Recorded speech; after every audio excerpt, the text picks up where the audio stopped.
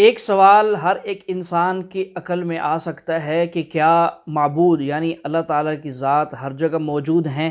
تو ناظرین، اس کا صحیح جواب جو اہل سنت والجماعت دیتے ہیں، جی ہاں، اللہ تعالیٰ کی ذات ہر جگہ حاضر ہیں، موجود ہیں، لیکن اللہ تعالیٰ کا جسم نہیں ہے۔ اللہ تعالیٰ کا جسم کیسا ہے، ہاتھ کیسے ہیں، پاؤں کیسے ہے، اس طرف ہم نے نہیں جانا، نہ ہی اس کی تحقیق کرنے کی ہمیں ضرورت ہے، بلکہ اللہ کی پیدا کی ہوئی چیزوں میں غور و فکر کر کے اللہ تک پہنچنا ہے۔ اسی حوالے سے آج کی ویڈیو میں آپ دیکھیں گے ایک ہندو خاتون پنڈت انیرودھچاریہ سے سوال کرتی ہے کہ آپ تو کہتے ہیں بھگوان ہر جگہ موجود ہے، تو کیا بھگوان نعوذ باللہ نقل کفر نباشد کہ کیا بھگوان نالی کے اندر جو کیڑے ہوتے ہیں ان میں بھی بستے ہیں؟ نعوذ باللہ من ذالک۔ تو ناظرین، اس پر جو پنڈت جواب دیتا ہے وہ اس سوال سے بھی ہزارہا مرتبہ بہت زیادہ غلیظ جواب ہے اس کا۔ آئیے اس کے سوال اور جواب کے سیشن کو دیکھیے، اور اس کے بعد آپ سنیں گے اس موضوع پر ڈاکٹر ذاکر نائک صاحب سے بہت عمدہ گفتگو۔ آپ سے گزارش ہے ویڈیو کو آخر تک لازمی دیکھیے گا، اور ہمارے چینل کو سبسکرائب کرنا، ویڈیو کو لائک اور شیئر کرنا بالکل نہ بھولیے گا۔ میری ماں آپ کی کتھا ڈیلی سنتی ہے، اور وہ آپ سے ایک کوشچن کرنا چاہتی تھی۔ بولی کہ مہاراج جی سے بولنا، ان سے ایک کوشچن کوئی کیا تھا کہ بھگوان اگر کڑ میں رہتے ہیں تو کیا نالی میں بھی رہتے ہیں؟ ہاں، بھگوان سب جگہ رہتے ہیں، تو نالی میں بھی رہتے ہیں۔ جو مل موتر میں کیڑے پڑ جاتے ہیں، وہ کیڑے کے بھیتر جو آتما ہے وہ بھی پرماتما کی ہے۔ اچھا سور کے اندر جو آتما ہے وہ بھی پرماتما بھگوت سوروپ ہے۔ جی، وہ کلیئر۔ دیکھو، بھگوان رہتے سب جگہ ہیں، آپ کو ماننا ہے کہ بھگوان سب میں ہے، پر بیوہار میں آپ سور کی پوجا نہیں کر سکتے، پر ماننا ہے کہ بھائی اس کی بھیتر بھی ایشور ہے نا؟ جی گرو جی۔ میں بیجناتھ گپتا جی بول رہا ہوں، اور میرا کہنا ہے کہ اللہ اگر جرے جرے میں ہے تو دیکھا جا سکتا ہے کیا؟ بھائی صاحب نے کہا کہ اگر اللہ ہر جگہ ہر ذرے ذرے میں موجود ہے تو کیا دیکھا جا سکتا ہے؟ یہ ہندو فلسفی ہے کہ اللہ ہر ذرے ذرے میں موجود ہے۔ قرآن کے مطابق اللہ کی طاقت، اللہ کا علم سب جگہ موجود ہے، اللہ لیکن عرش پہ بیٹھے ہیں۔ تو یہ کہنا اللہ سب جگہ موجود ہے، یہ اسلام کی تعلیم میں نہیں ہے، یہ ہندو کی تعلیم میں ہے۔ کیا آپ اللہ کو دیکھ سکتے؟ نہیں، انسان اس دنیا میں، اس زندگی میں اللہ کو دیکھ ہی نہیں سکتے۔ اور اس کی مثال پیش ہے قرآن مجید میں، جب موسیٰ علیہ السلام اللہ سبحانہ وتعالیٰ فرماتے کیا میں آپ کو دیکھ سکتا ہوں، تو اللہ تعالیٰ کہتے ہیں ان سے کہ اس پہاڑ کو دیکھو، میں میری جھلک اس پہاڑ کو دکھاؤں گا، اور اب دیکھو کیا ہوتا ہے۔ تو اس پہاڑ کو جب اللہ تعالیٰ صرف جھلک دکھاتے ہیں تو موسیٰ علیہ السلام اس پہاڑ کو دیکھ کے بے ہوش ہو جاتے۔ اللہ کو تو دیکھا نہیں انہوں نے، صرف پہاڑ کو دیکھ کے بے ہوش ہو جاتے ہیں۔ تو انسان اس زندگی میں اللہ سبحانہ وتعالیٰ کو نہیں دیکھ سکتا ہے۔ انشاءاللہ اگلے زندگی میں، انشاءاللہ جب ہم جنت میں جائیں گے، وہاں انشاءاللہ ہم اللہ کا وجہ دیکھیں گے۔ یہ کئی حدیث میں اس کا ذکر ہے کہ ہم اللہ کا چہرہ دیکھیں گے۔ اسی لیے ہم کوشش کرتے ہیں کہ اللہ کے احکامات پہ عمل کریں، اس دنیا کے امتحان میں سفلتا پائے، انشاءاللہ جنت میں جائیں گے اور وہاں اللہ کا وجہ دیکھیں گے، اللہ کا چہرہ دیکھیں گے۔ اسلام کے علاوہ اکثر مذہب ایک فلسفے میں مانتے ہیں جسے کہتے ہیں اینتھروپومورفزم۔ اینتھروپومورفزم کے معنی خدا روپ لیتا ہے، اور اسلام کے علاوہ دیگر مذاہب اکثر یہ مانتے ہیں کہ خدا نے انسان کا ایک بار روپ لیا۔ کچھ مذاہب مانتے ہیں کہ کئی بار خدا نے انسان کا روپ لیا، اسے کہتے ہیں اینتھروپومورفزم۔ اور آپ اگر غور کریں گے تو ان کا فلسفہ کہتا ہے اینتھروپومورفزم میں اس کی ایک لاجک ہے، اس فلسفے کا ایک منطق ہے، اور وہ کہتے ہیں کہ خدا ایشور اتنا پاک ہے، اتنا دیالو ہے، اتنا مہان ہے، اتنا نرالا ہے، اتنا محبت کرنے والا ہے۔ یہ خدا انسانوں کی تکلیف کو نہیں جانتا، انسانوں کی مجبوری کو نہیں جانتا، انسانوں کو کس بات کا دکھ ہے نہیں جانتا۔ اسی لیے یہ خدا انسان کا روپ لے کے اس دھرتی، اس زمین پہ آیا، جاننے کے لیے انسانوں کو کیا تکلیف ہوتی ہے، انسانوں کی مجبوری کیا ہے، انسانوں کو کس چیز کی تکلیف ہے۔ سوچا جائے تو اچھا فلسفہ ہے۔ خدا ایشور اتنا مہان، اتنا دیالو، اتنا پاک، اتنا رحمت والا، وہ انسانوں کی تکلیفوں کو نہیں جانتا، انسانوں کی مجبوری کو نہیں جانتا، انسانوں کو کس بات کا دکھ ہوتا نہیں جانتا. اسی لیے خدا انسان بنا جاننے کے لیے انسان کے لیے کیا اچھا ہے کیا برا ہے، تاکہ وہ انسانوں کا قانون بنا سکے. سوچنے کے لیے تو بہت اچھا فلسفہ ہے، لیکن میں کہتا ہوں کہ اگر میں نے ایک ڈی وی ڈی پلیئر بنایا، میں ڈی وی ڈی پلیئر کا خالق ہوں، کیا ضروری ہے کہ میں ڈی وی ڈی پلیئر بنوں یہ جاننے کے لیے ڈی وی ڈی پلیئر کے لیے کیا اچھا ہے کیا برا ہے؟ کیونکہ میں ڈی وی ڈی پلیئر کا بنانے والا ہوں، میں ڈی وی ڈی پلیئر کا خالق ہوں، مجھے ڈی وی ڈی پلیئر بننا ضروری نہیں. میں کیا کرتا ہوں؟ میں انسٹرکشن مینیول لکھتا ہوں، مشین کو چلانے والی کتاب، مشین کو سمجھنے کی کتاب، جسے انگریزی میں کہتے ہیں انسٹرکشن مینیول. میں انسٹرکشن مینیول لکھتا ہوں کہ اگر آپ کو ڈی وی ڈی کو دیکھنا ہے تو ڈی وی ڈی پلیئر میں ڈی وی ڈی ڈالیے اور پلے بٹن دبائیے. اگر فاسٹ فارورڈ کرنے کا ہے تو ایف کا بٹن دبائیے، اگر روکنا ہے تو اسٹاپ کا بٹن دبائیے. اس ڈی وی ڈی پلیئر کو پانی میں مت ڈالو، خراب ہو جائے گا. اس ڈی وی ڈی پلیئر کو اونچائی سے مت گراؤ، نہیں تو خراب ہو جائے گا. میں ایک انسٹرکشن مینیول لکھوں گا، مجھے ڈی وی ڈی پلیئر بننے کی ضرورت نہیں. اسی طریقے سے خدا ایشور انسان کا بنانے والا ہے، انسان کا خالق ہے. ایشور خدا کو انسان بننے کی ضرورت ہی نہیں. وہ کیا کرتا ہے؟ ایشور خدا ایک انسٹرکشن مینیول بھیجتا ہے انسان کو کس طریقے سے زندگی بسر کرنا چاہیے، کیا چیز اس کے لیے حلال ہے، کیا چیز اس کے لیے جائز ہے، کیا چیز اس کے لیے حرام ہے، کس چیز کی ممانعت ہے. اسے انسان بننے کی ضرورت نہیں، وہ بھیجتا ہے انسٹرکشن مینیول. اور انسانوں کا آخری انسٹرکشن مینیول، انسان کو اگر کہیں گے کہ مشین وہ سب سے بہترین مشین ہے، اس کے لیے انسٹرکشن مینیول کی بہت ضرورت ہے. جتنی کمپلیکیٹڈ مشین، جتنی پیچیدہ مشین ہے، اتنی ضرورت ہے انسٹرکشن مینیول کی. اگر آپ مجھے اجازت دیں گے انسان کو مشین کہنے کی، تو آپ یہ قبول کریں گے کہ سب سے پیچیدہ مشین اس کائنات میں وہ ہے انسان. تو انسان کے لیے انسٹرکشن مینیول کی ضرورت نہیں. خدا کی آخری بھیجی گئی انسٹرکشن مینیول انسان کے لیے ہے، وہ ہے قرآن مجید. قرآن مجید اللہ سبحانہ و تعالیٰ کی آخری انسٹرکشن مینیول ہے انسانوں کے لیے. انسان کے لیے کیا اچھا کیا برا وہ لکھا گیا یہ آخری انسٹرکشن مینیول قرآن مجید میں. کیا انسان کے لیے اچھا ہے، کیا برا ہے، کیا حلال ہے، کیا حرام ہے، یہ لکھا ہے آخری انسٹرکشن مینیول میں، جسے ہم مسلمان کہتے ہیں قرآن مجید. کئی غیر مسلمان مجھ سے کہتے ہیں کہ ذاکر خدا سب کچھ کر سکتا ہے، تو خدا انسان کیوں نہیں بن سکتا؟ خدا اتنا مہان ہے، وہ سب کچھ کر سکتا ہے، تو انسان کیوں نہیں بن سکتا؟ آپ کو اس پہ اعتراض کیا ہے؟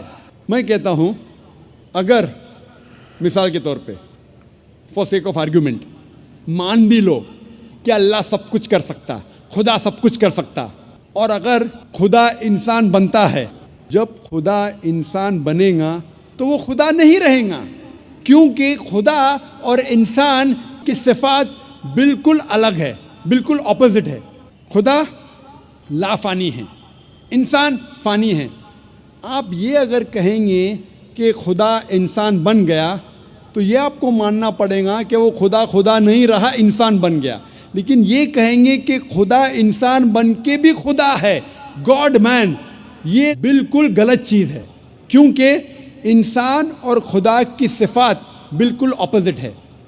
خدا لا فانی ہے، انسان فانی ہے. آپ اگر یہ کہیں گے ایک ایسا شخص ہے جو فانی بھی ہے اور لا فانی بھی ہے، یہ بنا معنی الفاظ ہے. ادھر وہ شخص فانی ہے یا لا فانی ہے. لا فانی اور فانی دونوں ساتھ میں ہو ہی نہیں سکتا. خدا کی شروعات نہیں، انسان کی شروعات ہے. آپ کہیں گے ایسا شخص ہے جس کی شروعات بھی ہے اور شروعات نہیں بھی، یہ لامعنی الفاظ ہے. خدا کا انت نہیں، انسان کا انت ہے. آپ کہیں گے گاڈ مین ہے، ایک خدا انسان ہے جس کا انت بھی نہیں اور انت بھی ہے، یہ لامعنی الفاظ ہے، ہو ہی نہیں سکتا۔ ہم جانتے ہیں کہ انسان کو کھانے کی ضرورت ہے، کھانا کھانے کی ضرورت ہے، خدا کو کھانے کی ضرورت نہیں۔ لکھا ہے سورہ انعام میں سورہ نمبر 6 آیت نمبر 14 میں کہ اللہ سبحانہ و تعالی لوگوں کو کھلاتا ہے اور اسے کھانے کی ضرورت نہیں۔ He feeds everyone but does not require to be fed۔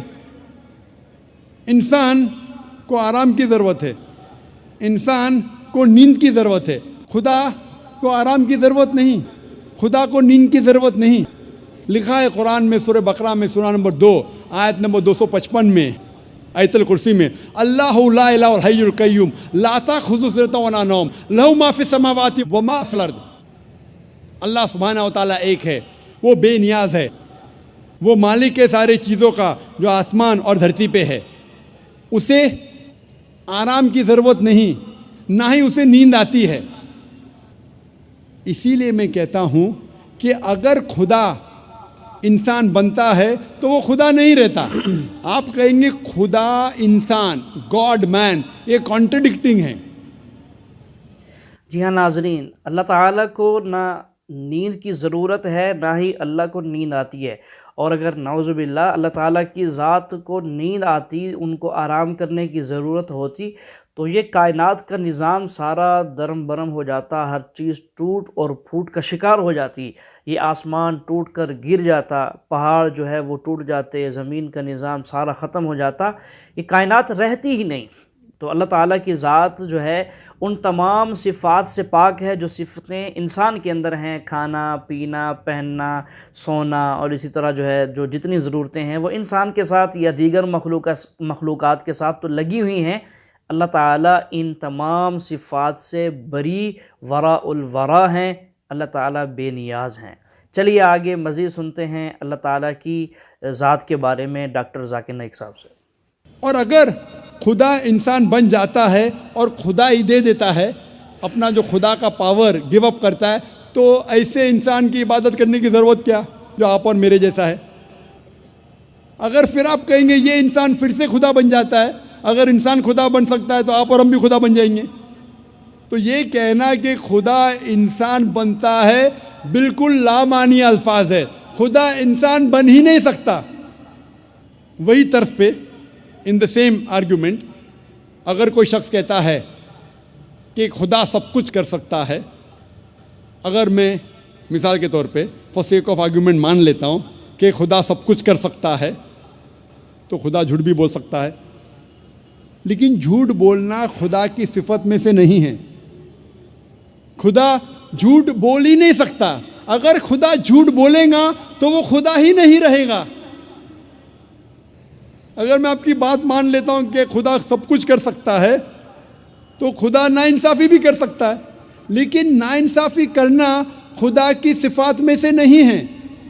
قرآن میں لکھا ہے سورہ نساء میں سورہ نمبر 4 آیت نمبر 40 میں، اللہ سبحانہ و تعالیٰ تھوڑی بھی ناانصافی نہیں کر سکتے۔ اگر خدا ناانصافی کرے گا تو خدا ہی نہیں رہے گا۔ اگر میں آپ کی بات مان لوں کہ اللہ سب کچھ کر سکتا ہے، خدا سب کچھ کر سکتا ہے، تو خدا غلطی بھی کر سکتا ہے، لیکن غلطی کرنا خدا کی صفات میں سے نہیں ہے۔ قرآن میں لکھا ہے سورہ طٰہٰ میں سورہ نمبر 20 آیت نمبر 52 میں کہ اللہ سبحانہ و تعالیٰ کبھی بھی غلطی نہیں کر سکتے۔ اگر خدا نے غلطی کیا تو وہ خدا ہی نہیں رہے گا۔ اگر میں مان لوں کہ خدا سب کچھ کر سکتا ہے تو خدا بھول بھی سکتا ہے، لیکن بھولنا خدا کی صفات میں سے نہیں ہے۔ لکھا ہے قرآن مجید میں سورہ طٰہٰ میں سورہ نمبر 20 آیت نمبر 52 میں کہ خدا اللہ سبحانہ و تعالیٰ کبھی بھی نہیں بھولتا۔ اگر خدا نے بھولا تو وہ خدا ہی نہیں رہا۔ اسی لیے قرآن مجید میں کہیں بھی نہیں لکھا ہے کہ خدا اللہ سبحانہ و تعالیٰ سب کچھ کر سکتا ہے، لیکن قرآن مجید میں لکھا ہے ان اللہ علی کل شیء قدیر، اللہ سبحانہ و تعالیٰ سب چیزوں پہ قادر ہے۔ सूरह बकरा सूरा नंबर 2 आयत नंबर 106, सूरह बकरा सूरा नंबर 2 आयत नंबर 109, सूरह बकरा सूरा नंबर 2 आयत नंबर 284, सूरह अल इमरान सूरा नंबर 3 आयत नंबर 29, सूरह नहल सूरा नंबर 16 आयत नंबर 77, सूरह फातिर सूरा नंबर 35 आयत नंबर 1 में लिखा है इन्नल्लाह अला कुल्लि शैइन कदीर, वो बेशक अल्लाह सुब्हानहू व तआला सब चीज़ों पे कादिर है। कुरान में लिखा है सूरह बुरुज में सूरा नंबर 85 आयत नंबर 16 में अल्लाह सुब्हानहू व तआला जो कुछ चाहता है वो कर सकता है। अल्लाह सुब्हानहू व तआला जो कुछ चाहता है कर सकता है, लेकिन अल्लाह सुब्हानहू व तआला कभी भी गलत चीज़ नहीं चाहेगा जो उसकी सिफात के खिलाफ है। अल्लाह ताला कभी भी नहीं चाहेगा कि मैं झूठ बोलूं, कि मैं गलती करूं, कि मैं भूल जाऊं, क्या मैं इंसान बनूं। इसीलिए अल्लाह सुब्हानहू व तआला खुदा कभी भी इंसान नहीं बनेगा। और इसीलिए आप जब मुख्तलिफ मज़ाहिब की किताबों का मुताला करते हैं, साफ तौर पे लिखा है इन मज़हब की किताबों में कि खुदा ईश्वर एक है, उसकी कोई प्रतिमा नहीं, उसका कोई अक्स नहीं, कोई फोटोग्राफ नहीं, कोई पेंटिंग नहीं, कोई बुत नहीं, कोई मूर्ति नहीं, कोई स्कल्पचर नहीं, कोई स्टैच्यू नहीं, और हमें सिर्फ उस खुदा उस ईश्वर की इबादत करना चाहिए। और सारे ग्रंथों में ये भी लिखा है, कुरान में लिखा है सूरह बकरा में सूरा नंबर 2 आयत नंबर 18 में सुम्मुम बुकमुन उम्युन फहुम ला यर्जिऊन, द डेफ, द डम, the blind, they will never turn the straight path. गूंगे, बहरे, ब्लाइंड कभी भी सीधे राह पे नहीं आएंगे। यही पैगाम दोहराया गया है बाइबल में, गॉस्पेल ऑफ मैथ्यू में चैप्टर नंबर 13 वर्स नंबर 13 में, seeing they C not, hearing they hear not, neither do they understand. वो देखने के बाद भी नहीं देखते, सुनने के बाद भी नहीं सुनते, वो कभी भी नहीं समझेंगे। ये पैगाम दोहराया गया है ऋग्वेद में किताब नंबर 10 अध्याय नंबर 71 मंत्र नंबर 4 में, seeing the words they C not, hearing the words they hear not, neither will they understand. वो अल्फाज को देख के भी नहीं देखते, सुन के भी नहीं सुनते, वो सीधे रास्ते पे नहीं आएंगे। ये सारी किताबों में, ये सारे मज़ाहिब के ग्रंथों में साफ तौर पे लिखा है कि ईश्वर भगवान एक है, उसकी प्रतिमा नहीं है। फिर भी लोग इस खुदा के साथ, इस ईश्वर के साथ दूसरों को शरीक करते हैं। ये बहरे जैसे है, ये लोग गूंगे जैसे है। लिखा है कुरान मजीद में, लिखा है बाइबल में, लिखा है ऋग्वेद में,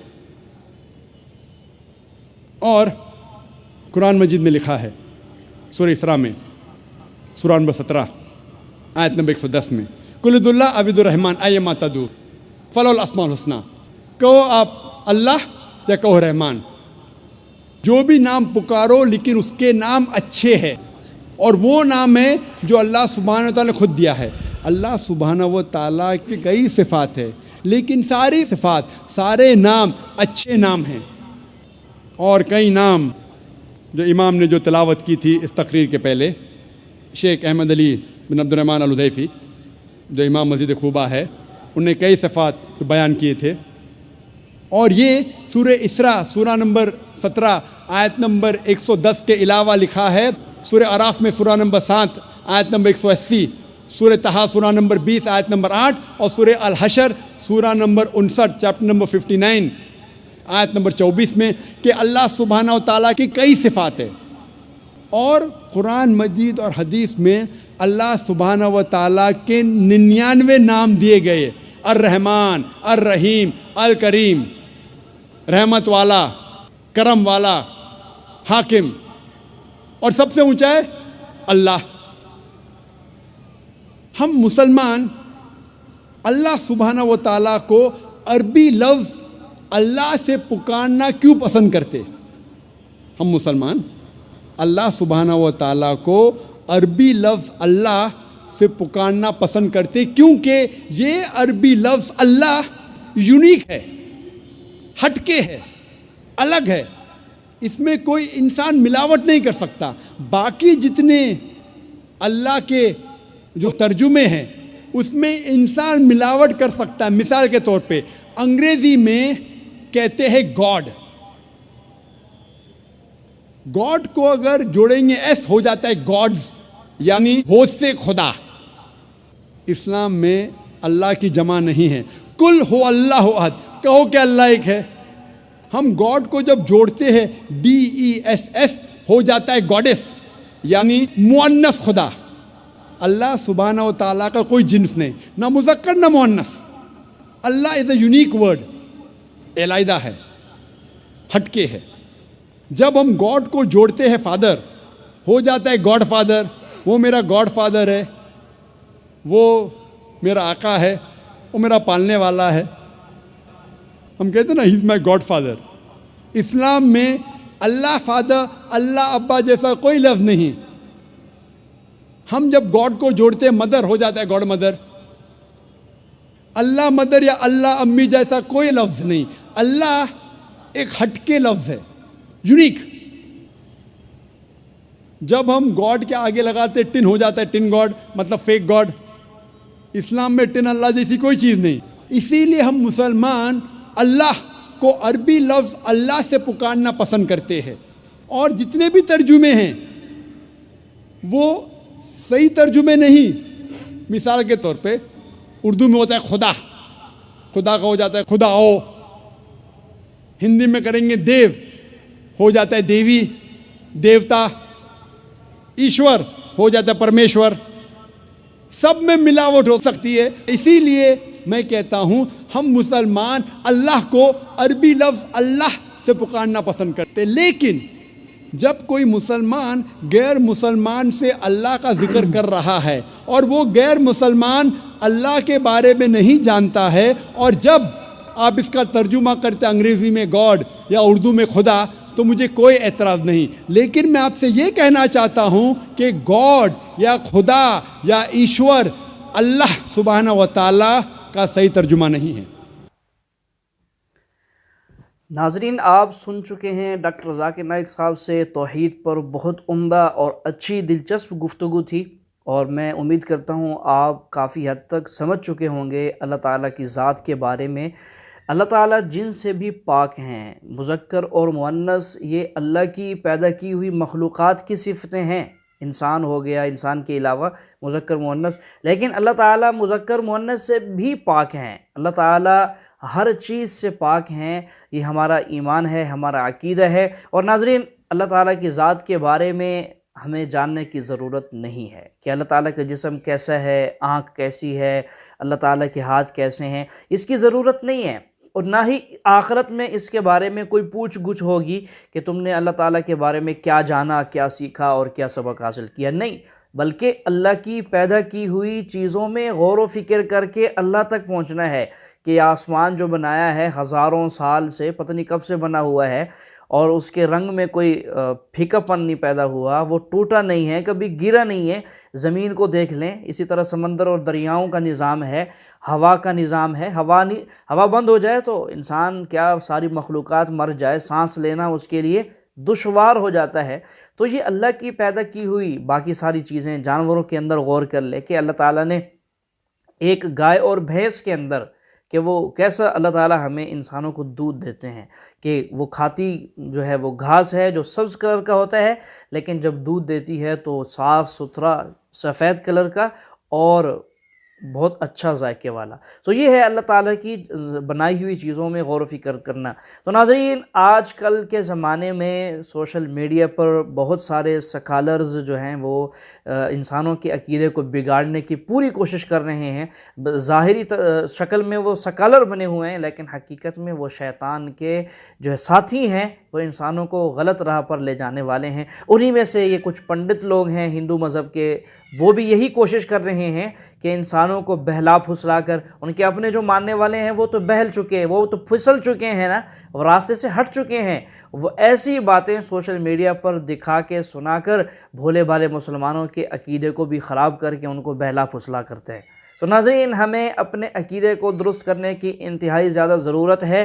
اپنے عقیدے کو درست کریں گے ہم قرآن و حدیث کی روشنی میں۔ تو ناظرین، وقت کے زمانے کے جو علماء کرام ہیں ان کی تقاریر سنیے، ان کے دروس میں بیٹھیے، ان سے سیکھنے کے لیے جائیے تاکہ ہمارا عقیدہ درست ہو۔ اللہ تعالی ہمیں سمجھ کی توفیق عطا فرمائے۔